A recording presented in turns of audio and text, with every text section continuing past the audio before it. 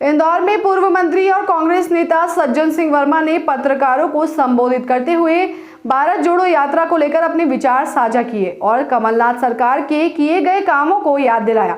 इस दौरान पत्रकारों के कई सवालों पर उन्होंने जवाब भी दिए और कहा कि कांग्रेस के पूर्व कैबिनेट मंत्री और विधायक सज्जन सिंह वर्मा ने इंदौर में मीडिया को संबोधित किया। वर्मा ने राहुल गांधी की भारत जोड़ो यात्रा को लेकर कहा कि मुझे याद नहीं भारत या दुनिया के इतिहास में इतने बड़े जन समर्थन के साथ कोई इतनी लंबी यात्रा निकाल सकता है। इस दौरान उन्होंने भारत जोड़ो यात्रा को लेकर अपने विचार साझा किए। वहीं उन्होंने मीडिया के सभी सवालों के जवाब भी दिए। उन्होंने आने वाले चुनाव में सोनकत से फिर चुनाव लड़ने और जीतने का दावा भी किया है। मुझे लगता है कि आपका प्रश्न ये होना था कि आम आदमी पार्टी और असदुद्दीन ओवैसी की पार्टी ये वोट कटवा पार्टी है। खतरा वतरा तो अब नहीं बोल सकते इसको, लेकिन देश की जनता को हम ये समझाने में थोड़े कामयाब नहीं हो रहे हैं कि असदुद्दीन ओवैसी और आप पार्टी ये कहीं ना कहीं बीजेपी की सब पार्टी हैं, सहयोगी पार्टी हैं। तो निश्चित रूप से आपसे हमको गुजरात में नुकसान हुआ, लेकिन आज नहीं, साल भर 2 साल बाद आम जनता समझ तो जाएगी कि जो लोग असदुद्दीन ओवैसी, हमारा महापौर हार गया खंडवा में, बरहानपुर में 10-10 हज़ार वोट वो ले गए, बना नहीं सकते महापौर, लेकिन वोट काटे। तो ये आम जनता समझ रही है और हम समझाने की कोशिश कर रहे हैं कि वो लोग हैं जो भाजपा से, आरएसएस से एक बड़ी धनराशि लेते हैं। आप वो बेचारे वो गुफा में घुस गए, अन्ना आंदोलन वाले, अन्ना काका, ये तीनों जवान लहरा रहे हैं। किरण बेदी बन गई थी राज्यपाल, ये भैया हमारे केजरीवाल बन गए मुख्यमंत्री, 1-2 और लोग हैं इनके साथ के जो कुछ ना कुछ, वो अन्ना आंदोलन गाया, वो बेचारे गुफा में ही पड़े और ये बढ़िया मस्ती ले रहे हैं। तो कहाँ है वो लोकपाल बिल, कहाँ है कहीं दिख रहा आपको? तो ये सब पार्टी, जब अन्ना आंदोलन चला, आरएसएस ने हजारों हजार लोग अन्ना के आंदोलन में ग्राउंड पे भेजे गए, उनके द्वारा ही वहाँ भोजन के पैकेट, पानी, कोल्ड ड्रिंक, जो चीज़ प्रोवाइड करा सकते थे आरएसएस ने भीड़ के साथ सारा सुविधा तंत्र अन्ना के आंदोलन को दिया था। अन्ना का आंदोलन गुफा में, लोकपाल बिल पता नहीं कहाँ पड़ा, सांसें ले रहा है, ये स्थिति है। भैया बातें हुई तो ये संदर्भ क्या था, क्यों ये नौबत पड़ी कि गले मिलवाना पड़ा मंच पर? उन्होंने कहा कि अब तुम दो गले मिलो और जाओ, मुझे राजस्थान की यात्रा सुकून से करने दो, आप जाके वापस मध्य प्रदेश संभालो, क्योंकि 15 दिन आप लोग मेरे साथ रहे हो, तो जरा मध्य प्रदेश की खैर खबर लो, बढ़िया दोनों मिलके काम करो। आज अखबार में छपा है, मैं तो कोई अखबार आज पढ़ रहा था, बड़ा ज़बरदस्त छपा है। अजय सिंह ने राहुल जी को कहा कि राहुल जी, ये दोनों बुजुर्ग से बोलूँगा वो छपेगा, ये दोनों हमारे महानुभाव किसी जवान से ज़्यादा कैलिबर वाले हैं। आज के अखबार में बड़ी हेडलाइन, गले लगवाया जा रहा था, गले पढ़ाया जा रहा था, ये सब बीजेपी का। देखिए एक बात तो आपको मानना पड़ेगी, जब दिग्विजय सिंह जी मुख्यमंत्री बने थे उस समय कमलनाथ जी की भूमिका निश्चित रूप से बहुत ही जबरदस्त थी जब बने थे। उसके बाद जब कमलनाथ जी बने मुख्यमंत्री, उस समय दिग्विजय सिंह की भूमिका सकारात्मक थी। तो जब दोनों मिलकर तालमेल से काम कर रहे हैं, अब वही है ना कि घटनाओं का विश्लेषण हम पिंकू बना यार, मध्य प्रदेश और देश में इतने सारे नेता हैं, सागर भैया, चल रही है, सब जगह चल रही हैं, सब जगह सागर भाई यात्राएं चल रही हैं, हम लोग जा रहे हैं जगह जगह। इस बहाने क्या हो रहा है कि यात्रा भी हो रही है, सामाजिक राजनीतिक दोनों बातें अच्छे ढंग से, और लोग अच्छे ढंग से मिल रहे हैं और बता रहे हैं। तो काफ़ी कुछ हम लोगों को, जो हमारा जो वचन पत्र अब जो बन रहा है ना, इसमें तमाम सारी वो बातें हम समाहित कर रहे हैं जो आम जनता बोल रही है। श्रीपाल नहीं, वो राहुल गांधी जी भी जब पहुंचेंगे श्रीनगर वहीं से भेजेंगे कि क्या ग्रेड भारत में। हमारी नज़र में तो नंबर 1 है, क्योंकि आप देखिए एक बात सुन लीजिए, जब राजस्थान की सीमा में जब गए पहुंचे, तब उस मंच से राहुल गांधी जी ने मध्य प्रदेश की यात्रा की प्रशंसा की इन्हीं शब्दों के लिए तो सब लगे रहते हैं। मैं समझता हूँ कि कुछ बड़ी जगह पे महिलाओं के कार्यक्रम होंगे, कुछ बड़ी जगह मुख्यालयों पे, जैसे भोपाल मुख्यालय हमारी प्रदेश की राजधानी है, वहाँ पे महिलाओं का समागम करके वहाँ अपनी बात वो रखें। योजना में है सर, शामिल नहीं। मेरा ख्याल है कि बड़ी बड़ी जगह वो महिलाओं के साथ संभाषण करेंगी, अपनी बात रखेंगी, उनकी बात सुनेंगी। अब भविष्य के गर्भ में क्या छुपा है तो मैं नहीं बोल सकता, पर ये योजना जरूर है कि जो बड़े मुख्यालय हैं, राजधानी है, वहाँ पे मतलब मैं समझता हूँ कि हजारों हजार महिलाओं के साथ दिन भर गुजार के, जिस तरह राहुल गांधी जी ने आम आदमी से बात करके जो निचोड़ निकाल रहे हैं, उसी तरह प्रियंका जी भी महिलाओं को अपने विचारों के साथ जोड़ के क्या वो चाहती हैं इस देश में होगा। ये कब होगा? 230 सीट पे।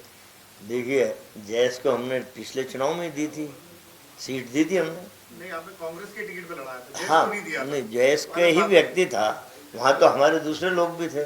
वो उस व्यक्ति ने मान लिया था कि हाँ आप तो मुझे कांग्रेस का सिंबल दे दो, पर मेरी मानसिकता जयस की है। तो अभी बैठक हुई है कमलनाथ जी के साथ, जयस के वरिष्ठ नेताओं ने बैठक करके अपनी बात रखी है। अब वो बात कितनी आगे बढ़ के परिणाम का रूप लेगी वो अलग बात है। एक बैठक में तो होता नहीं, 2-3 बैठकें करना पड़ती हैं, और यदि समान विचार के लोग एक साथ मिल के चुनाव लड़ते हैं तो मैं समझता हूँ कि सकारात्मक बात। आम आदमी भी आ सकती है, आम आदमी पार्टी भी आ सकती है। आम आदमी पार्टी कहाँ से आए? चलिए अतीक भाई एक एक्सरसाइज हो गई है, काफ़ी कुछ एक्सरसाइज हमारी हो गई है। हम वो चिन्हित कर रहे हैं, जैसे गोपाल भार्गव, भूपेंद्र सिंह, ऐसे रमेश बिंदुला है, माली इनका नाम लेना चाहिए अपने लोग। ये इन जगह हमने चिन्हित कर ली, ऐसी जगह कौन लड़ेगा, इनके सामने उनको काम पे, इनके सामने छाती पे कौन लड़ेगा वो। इस तरह की सीटों पे हमने लगभग चयन काफी कर लिया है। ऐसी सीटों पे काफी 60% लिखी। युवाओं को टिकट राहुल गांधी जी की भारत जोड़ो से मैं जीतू पटवारी की बात कर लूँ, मैं अपनी बात कर लूँ, 15 दिन का गैप हम लोगों का हो गया था। अब हम लोगों को अपना क्षेत्र भी देखना पड़ता है, और अलग अलग जिलों में हम लोगों की वरिष्ठ नेताओं की ड्यूटी रहती है। हम लोगों को वहाँ भी जाके अपनी जिम्मेदारी का निर्वहन करना पड़ता है। हम आगे छपवाते नहीं कि सज्जन वर्मा रतलाम में गए और बड़ा तीर मार के आ गए। हम अपना काम चुपचाप करके आ जाते हैं, जो टास्क हमें दिया है वो हम करके आ जाते हैं। तो 15 दिन का जो राजनीतिक गैप हमारा हुआ है, वो उसको हम अलग अलग जगह जहाँ ड्यूटी लगी है हम लोग जाके पूरा कर रहे हैं ना। मेरा ये कहना कि शहर कांग्रेस पावरफुल है, जिला कांग्रेस पावरफुल है, ये सब चलाते हैं। तो सर, छोटा सा सवाल है, जैसे आप बरकरार रहेंगे। अरे देखिए अजय, एक बात बताओ आप, अभी भारतीय जनता पार्टी ने तमाम सारे अध्यक्ष बदले। ये एक निरंतर प्रक्रिया होती है कि कब कहाँ किस व्यक्ति का उपयोग है। यदि उससे आगे बढ़कर उसको उपयोग करना है तो उसके स्थान पे दूसरे को बैठाते हैं, उसको आगे। आंदोलन की चेतावनी दे रहे हैं, निकालेंगे। नहीं, सबसाइड हो गया, कल हो गया, छपा जो है अखबार में। देखिए एक बात आप समझ लीजिए, किसी ने वो बातें अपने भाषण में नहीं की। शायर जो आए थे, शायरों ने अपनी शायरी में उन बातों को इंगित करते हुए अपनी शायरी की है। तो हमारे यहाँ लोकतंत्र है, बोलने का अधिकार है, लेकिन ऐसा बोलो कि किसी को मर्मांतक पीड़ा ना हो। तो यदि संविधान के विपरीत जाके किसी ने अभिव्यक्ति की है, जैसे राजा पटेरिया ने की, तो ऐसे कोई अलग अलग विषय तो है नहीं। न्यायपालिका अपना काम करे, प्रशासन अपना काम करे। देखिए न्यायपालिका, हम वो लोग नहीं है कि वक्त आए तो न्यायपालिका पे विश्वास कर लो, वक्त आए तो न्यायपालिका को कटघरे में खड़ा कर दो। न्यायपालिका सर्वोच्च है, और गुण दोष के आधार पे जिस व्यक्ति ने, चाहे मिले हुए सांसद फ्रॉड किया है, उसके खिलाफ अशोकनगर एसपी ने केस दर्ज कर लिया है। न्यायपालिका ने गुण दोष के आधार पर उनकी सदस्यता समाप्त की है और इस तरह के निर्णय मैं समझता हूं कि 2-3 महीने के अंदर ही हो जाना चाहिए। ये 5-5 साल तक घसीटते रहते हैं केस और वास्तव में उस व्यक्ति को न्याय नहीं मिल पाता जो पात्र है। क्या रहता कभी कभी किसी की आत्मा कई वर्षों के बाद जागती है, उनकी आत्मा अबे पूरा करने दे यार। वो नरेंद्र भाई की आत्मा बहुत दिनों बाद 1984 के दंगे के इतने साल बाद उनकी आत्मा झकझोर दी गई। तो मुझे बड़ा आश्चर्य है कि एक इतना विद्वान हमारा साथी नरेंद्र सलूजा इतने सालों के बाद उसकी संवेदनाएं जागृत हुई अपने समाज के प्रति। पर जहाँ रहे सुखी रहे, ये मेरी शुभकामना। बदनावर असंभव जो इतने वर्षों से इसे सींच के विकास की नई परिभाषा जहाँ लिखी गई हो। मैं पलायनवादी नेता नहीं हूँ, मैं सकारात्मक भूमिका निभाने वाला नेता हूँ और वो लोग बदलते हैं अपना क्षेत्र जो डरे हुए रहते हैं, जिन्होंने अपने कर्म को सही दिशा में संपूर्ण नहीं किया। डंके की चोट पे सोनकस से चुनाव लड़ूंगा, डंके की चोट पे जीत के भी आऊंगा।